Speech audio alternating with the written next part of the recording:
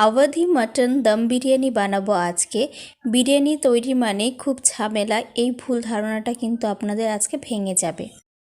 কেননা এই রেসিপিটি ফলো করে আপনারাও খুব সহজেই বাড়িতেই বানিয়ে ফেলতে পারবেন আওয়াধি স্টাইলে মাটন দম বিরিয়ানি। তার জন্য অবশ্যই ভিডিওটি স্কিপ না করে শেষ পর্যন্ত দেখতে থাকুন। এর আগে এগ বিরিয়ানির একটা সিম্পল রেসিপি শেয়ার করেছি, ডেসক্রিপশন বক্সে লিংক দেওয়া থাকবে, যাদের এখনও দেখা হয়নি তারা অবশ্যই দেখে নেবেন। আর নতুন বন্ধুদের বলছি, প্রতিটি রেসিপির আপডেট সবার প্রথমে পেতে হলে আমাদের চ্যানেলটিকে অবশ্যই সাবস্ক্রাইব ও পেজটিকে লাইক করে আমাদের সাথে থাকুন। তো চলুন বন্ধুরা, রান্নাটা শুরু করা যাক।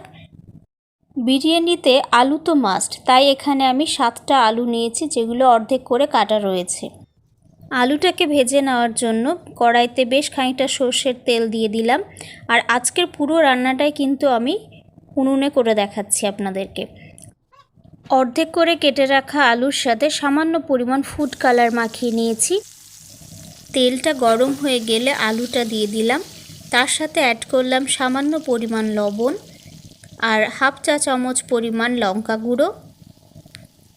আলু কিছুটা ভাজা হয়ে গেলে অ্যাড করব এখন জল, যাতে আলুটা খুব ভালো মতো সেদ্ধ হয়।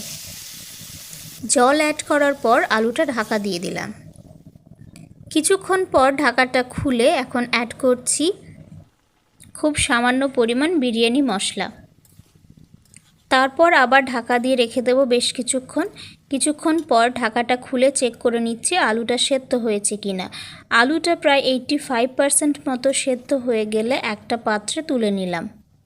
বিরিয়ানির আলুটা ভাজা হয়ে গেলে ওই পাত্রেই মাংস রান্নার জন্য 150 ml মতো সর্ষের তেল দিয়ে দিলাম। তেলটা গরম হয়ে গেলে অ্যাড করছি 4টে মাঝারি মাপের পেঁয়াজ কুচি। একে একে অ্যাড করছি 2 টুকরো দারচিনি, গোলমরিচ 8 থেকে 10টা, লবঙ্গ 5-6টা, ছোটো এলাচ 5-6টা আর একটা বড় এলাচ। এলাচগুলোর মুখটা সামান্য ফাটিয়ে নিয়েছি। দিয়ে দিচ্ছি 1 চা চামচ শাহি জিরা। পেঁয়াজটা ভাজা ভাজা হয়ে এলে তার মধ্যে দিয়ে দেব মাটনটা। এখানে প্রায় 1.5 কেজি মতো মাটন রয়েছে। মাটনটা দিয়ে খুব ভালো মতো নাড়াচাড়া করে দিলাম। এবারে দিয়ে দিচ্ছি স্বাদ মতো লবণ, 1 চামচ লঙ্কা গুঁড়ো, আদা রসুনের পেস্ট 2 চামচ। উপকরণগুলো দেওয়ার পর মাংসটাকে খুব ভালো মতো নেড়েচেড়ে মিশিয়ে দিচ্ছি। তারপর অ্যাড করব টক দই। এখানে প্রায় 150 গ্রাম টক দই নেওয়া হয়েছে, সেটাকে খুব ভালো মতো ফেটিয়ে মাংসের মধ্যে ঢেলে দিলাম। এখন আবারও ভালো মতো নেড়েচেড়ে মিশিয়ে দিচ্ছি। আর এখন দিয়ে দিচ্ছি 1 চামচ পরিমাণ বিরিয়ানি মশলা। সব উপকরণ দেওয়ার পর মাংসটাকে ভালো মতো কষিয়ে নিতে হবে। মাংসটা কষানো হতে থাকুক, আর তার মাঝে আমরা বিরিয়ানি রাইসটাকে এখন রেডি করে নেব। এখানে 1 কেজি পরিমাণ বাসমতি চাল নিয়েছি। চালটাকে এখন জলে ভিজিয়ে দিলাম। মাংসটা পাশের উনুনে ট্রান্সফার করে আরেকটা উনুনে একটা বড় হাঁড়িতে ভাতের জন্য জল বসিয়ে দিলাম। ভাতের জলটা গরম হতে থাকুক, আর ওদিকে মাংসটা কষানো কমপ্লিট হয়ে গেলে তার মধ্যে দিয়ে দিচ্ছি 1 চামচ পরিমাণ কেওড়া জল। এখন মাংসটা এভাবে ঢাকা দিয়ে বেশ কিছুক্ষণ বসানো থাকবে স্বল্প আঁচে, যাতে মাংসটা খুব সুন্দরভাবে সেদ্ধ হয়ে যায়। এখানে মাংসটাকে সেদ্ধ করার জন্য কোনো রকম এক্সট্রা জল কিন্তু আমি ইউজ করিনি। বিরিয়ানির রাইসটা রান্না করার জন্য যে জল বসিয়েছি তাতে এখন বেশ খানিকটা লবণ দিয়ে দিচ্ছি। বেশ নোনতা নোনতা হতে হবে জলটা। আর এখন অ্যাড করছি 50 গ্রাম মতো চিনি। তারপর দিয়ে দিচ্ছি একে একে 3টে তেজপাতা, 4টে ছোটো এলাচ, একটা বড় এলাচ থেতো করা, 2 টুকরো দারচিনি, 15 থেকে 16টা গোলমরিচ, জয়ত্রী কিছুটা, একটা স্টার আনিস, 10-12টা মতো লবঙ্গ, 2 চামচ শাহজিরে, অর্ধেকটা জায়ফল গ্রেট করে দিয়ে দিলাম, 2 চামচ পরিমাণ সাদা তেল, আর দিয়ে দিচ্ছি 2টো পাতিলেবুর রস।